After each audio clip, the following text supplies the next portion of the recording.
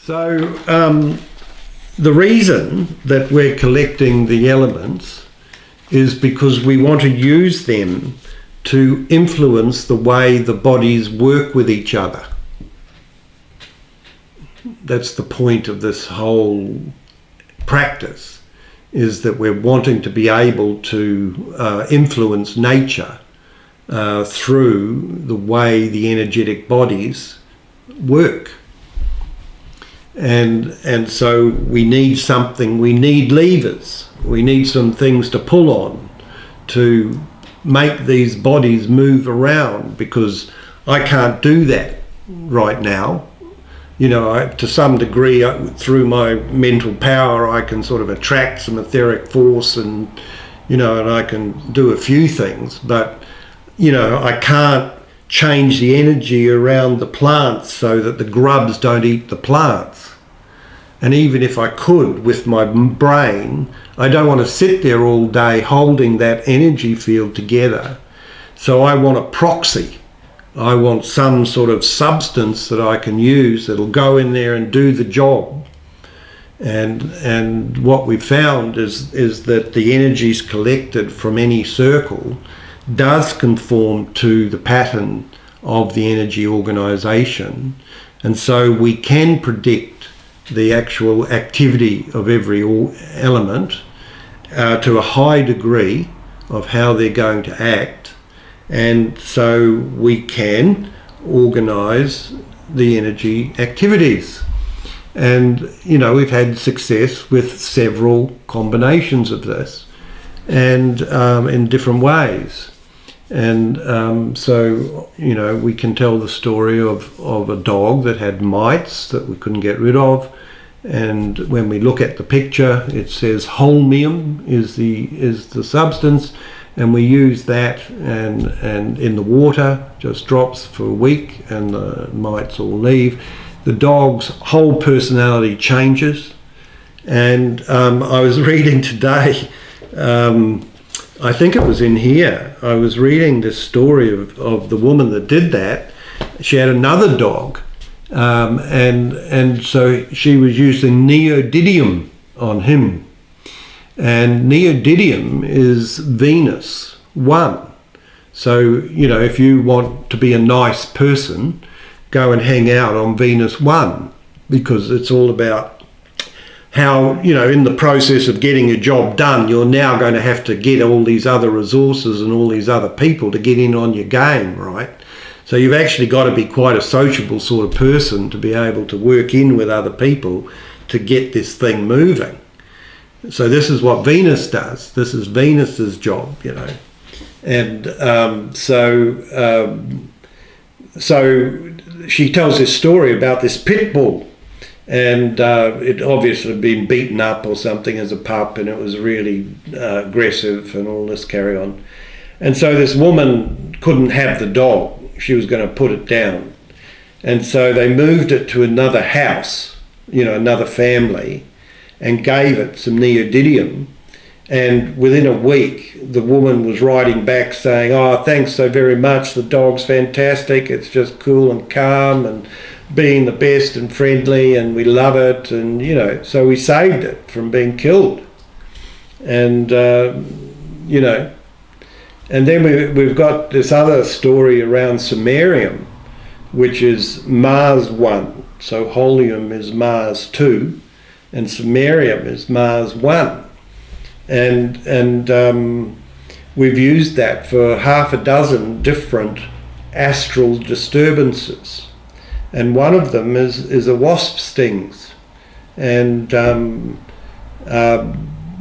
we were out in the country with this family, and for the hell of it, I thought I'll make up some samarium.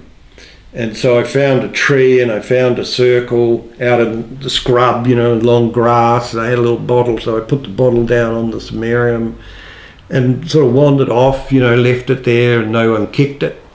And all of a sudden, these two kids or whatever got stung by these two wasps. And I didn't have any astral coolers, which is the biodynamic preparation that I would use for this.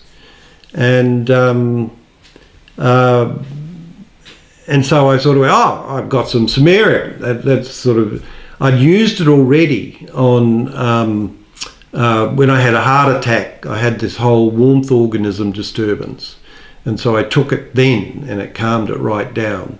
And we'd used it for pain as well, which is also what the astral coolers do. And so I thought, okay, so I went over and grabbed the samarium and just rubbed it on their hands. Literally that fast, the pain disappeared. That was it. No more anything, no swelling, nothing. And you know, that was pretty good. And yeah, and we've used it for pain, which I found it worked as well as CBD oil. You know, if you take CBD oil for pain, this actually worked just as well. And I just rubbed it on the area. And we've done that on several different joints and situations like that. And so we also looked at down the bottom in the moon planets, the moon lanthanoids. They induce sleep because they're the moon. So this is like the young baby down here, and this is the newborn over here. And so, you know, there's another way of looking at this is if we go through that zodiac, this is the baby and this is death. And so this is the sleep like a baby and sleeping like death. But they do both have an influence on making people sleep.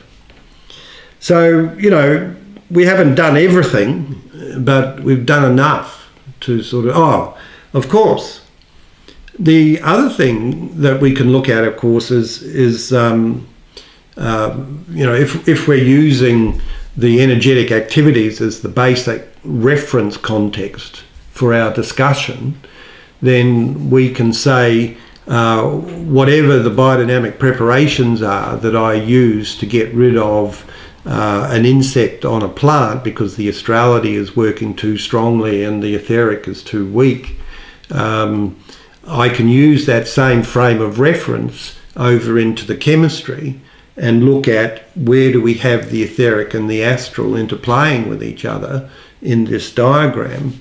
And so we're looking at a plant, so we're looking at an internal body activity, and we can look at the astral, the internal etheric body first as an influence that we're wanting to stimulate, and where the cosmic astral goes around that etheric body, that's going to act as a stimulating activity on the etheric body and going to work into the harmonization of this etheric astral interplay.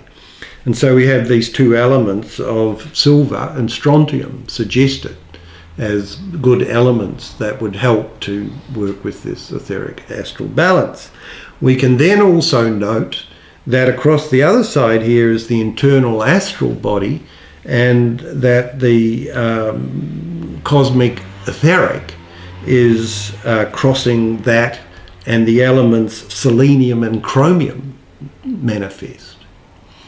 And so we can use those silver and selenium and chromium and strontium mixes to stimulate the etheric body, and we should have the same effect as my product which we sell as Etherix 5, as this working on these pests. Essentially the same effect coming from the these elements doing the same thing to plants that the biodynamic preparations do when we want to stimulate the etheric. And so, you know, that there's, and I love the saying that proof makes it science. Totally. Oh, I think it's totally magnetic, even though this is plastic. It doesn't really matter. Yeah. So what we're sort of looking at, the question you asked was, what was it? Oh, how do we use the chemistry in 3 dimensions? You know, the question you asked was, how do we use chemistry within 3 dimensions? And of course, that's why I made this sculpture, was that we needed to be able to get it off a 2D reality into a 3D reality. And and just look at it. You know, it's one of those questions: what happens when we make 3D? And so then comes the practical question of how do we use these things? And if we sort of look at this as an image of an electromagnetic field around a sphere, then we see how these activities organise, and I love it, so that we can see that they don't manifest in the middle of the ring. You know, we don't really get that so much from that rectangle, that it actually means there's a whole sphere of manifestation that is not physically manifest. I think that's fantastic. And the same with the rare earths, you know, that they just manifest on that outer ring. And we can see this in astronomy. Quite often you'll see a galaxy that's got the horizontal plane, and then it throws a ring around the vertical axis. Whether that's AI or something, I don't know, but this is one of the pictures in astronomy that occurs. And so, you know, this is what we have. So the question then comes is, what can we do with it? Does it actually have any inherent power? Now, of course, people say that they find this a very calming and soothing thing to have in their environment and hanging in their space. I've got several healers who I've given them to, and they put them in their healing room, you know. Yeah. So it does suggest that they do sort of resonate with the universal all. And so the question comes, how can we possibly use this? And so one time, when we were living in Te Puke, we had a sawdust heap that was sitting there for several years, and these wasps came along and set up a nest in this big sawdust heap. And it was as high as this table, you know, this heap, and they sort of woofed right into it. And so the hole was about that big, the entrance, and you know, and so I got this on a big stand, high stand, and I placed it about a metre away from the entrance of this thing. And so I also thought I could activate specific spots on this device with neodymium magnets. So we get 2 magnets and just place them on the spot. And the question is, what spots will we choose? And so we look at a wasp, and so it's an insect. So it's got this high astrality activity taking place, but at the same time, it's a meat eater. You know, it's a carnivore. So he's a top predator of the whole game, you see. And so if we're going to control him, we're going to have to do something with spirit overcoming astral, because he's a really spirit astral being, you see. And so we can sort of look on the table and see, where do we find these spirit and astral interacting? And so we can look at the major elements, and we can see that we've got the internal astral taking place in this axis here, and that right on the edge here is the spirit ring, and that in there we have these cluster of elements of polonium and dysprosium dy, and so this is the spirit organising the internal astral. So we can put our little magnets right there. So we're energizing that. Now the next question is, where else can we find this? And of course there's a place on these lanthanoids that they're also affecting the spirit activity, and that's the dy that we just mentioned.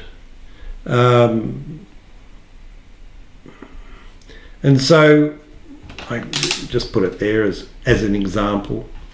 So